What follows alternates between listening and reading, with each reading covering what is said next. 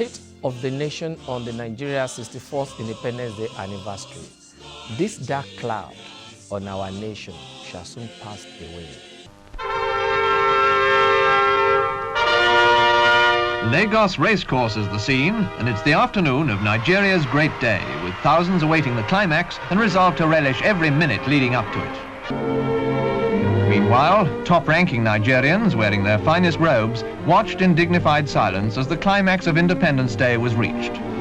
In handing over the documents to the Federal Prime Minister, Alhaji Sir Abubakar Tafawa Balewa, Her Royal Highness handed over sovereignty to a new nation.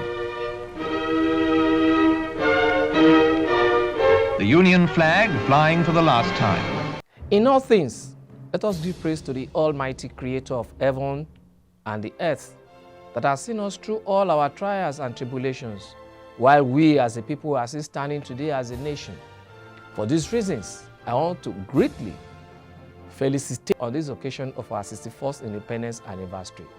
There's no doubt about it that our national experience has not been pleasant on all fronts compared to what it has been in the past, rather than the people experiencing reprieves and promised by our leaders.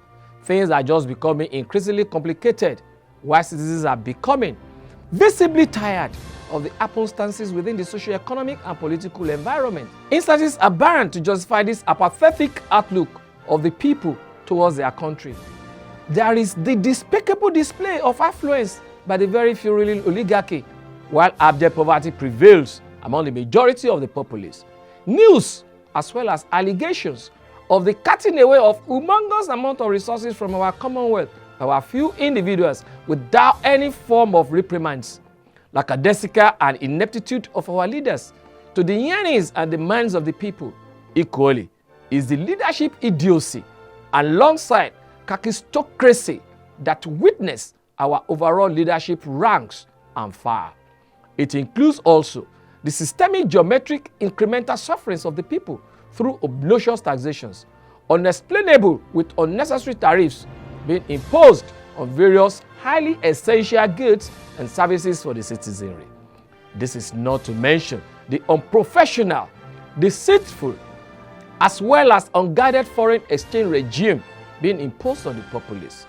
Security architecture of the country has become so worrisome that not even the high and the mighty within our geopolitical space can pretend to be safe. If the insurgents and bandits can infiltrate our well-fortified Nigeria Defense Academy, Kaduna, with some of our soldiers being killed, while another kidnapped away, what else is left of our national security institution? Let me at this juncture commiserate with the families of our soldiers that have been killed at the theater of war, while in totality appreciate our armed forces for solidly and resolutely defending our national territorial integrity despite all odds and sufferings being meted to them by powers that be. Your gallant effrontery shall not go in vain without being mentioned as well as recognized by posterity. Nigerians appreciate you, all our darling gallant security agencies. Furthermore, I will not hesitate to ask the leadership of our dear nation some salient questions which have made the voices of agitators for secession to be louder at this time than any other in the annals of our independent democratic nation. Where are those 40 sponsors of insurgency which the government claimed to have arrested? How about the BDC operators which government claimed to have been fingered in laundering money for insurgency activities? How come all these insurgents, Boko Haramists that are surrendering are being pardoned as well as reintegrated into our society, knowing fully well that they are mostly foreigners as claimed by the president some time ago? Since the activities of the insurgent terrorists and Boko Haram in our country, how many of them have been arrested, detained, chastised, and castigated or reprimanded for their dastard acts unleashed on the citizens of Nigeria? How come the government is canvassing for those that are unleashing mayhem on the citizens to be treated with gloved hands, while those that are constitutionally and peacefully agitating for self-rule were being declared as terrorist groups? and persona non grata? What are the roles that our national and state assemblies supposed to play in all this juxtaposed to their near muteness? These and many more questions are requiring answers from our leaders in all spheres. Fellow Nigerians, perhaps this particular paragraph should be dedicated to all the major leaders and other actors within the structures of all the secessionist groups. For no reason can anyone fault the conception, mode, as well as the strategies being deployed by each of these groups. Most of their claims are genuine. Their activities are highly justified, both by our 1999 Constitution as amended, likewise other international conventions which our nation is among the signatories, and most importantly, they have been parading themselves in the most civil, peaceful approach without any form of non-violence or security infringement. However, my passionate appeal will still go to these groups that as a nation, we need to be very cautious. At these challenging times, just as I mentioned earlier, that there has not been a time in the annals of our national development whereby we witness a series of problems that are presently staring us in the face. So also, this should not translate to getting us despair, hopeless about our nation. Resolving our national problems at this time should be seen as beyond balkanization of our country, rather application of a concerted effort to bring into focus a responsive government that has character, capacity, and compassion, coupled with the will to entrench a cohesive nation where justice, equity, and fair play prevails. It should be realized that dividing our country alongside of ethnic nationalities at this time will be more expensive and devastating than staying together as one cohesive, indivisible nation.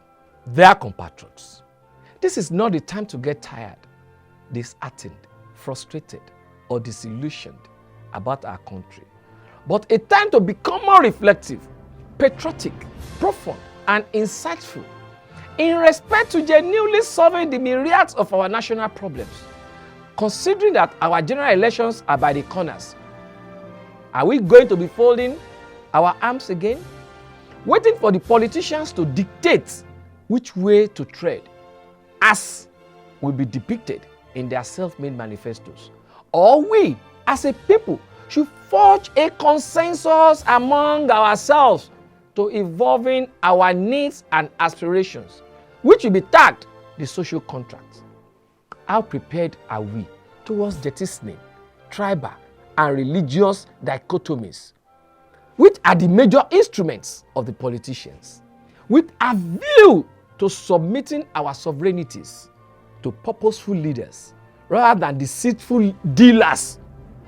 How about organizing ourselves to have the instrumentalities of power towards ensuring that our collective aspirations as a people are attained? The time has come for us to forge a coalition of energies, ideas, and resources to achieve our desired nation, where cohesion is pivoted on the truth, justice, equity, fair play, and a level playing ground, to be what anyone wants to be. Let me strongly admonish us not to get despaired or disillusioned about our country at this time.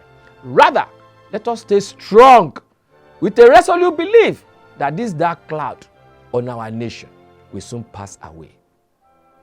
If we can be so strong-willed and determined with a strong concerted effort, devoid of recklessness of purpose, sooner than later, the dawn of a new prosperous Nigeria shall emerge. Once again, congratulations, Nigerians, on our 61st anniversary as a nation. I remain sincerely yours, Dayo Kayode, the convener, Coalition of Nigeria Stakeholders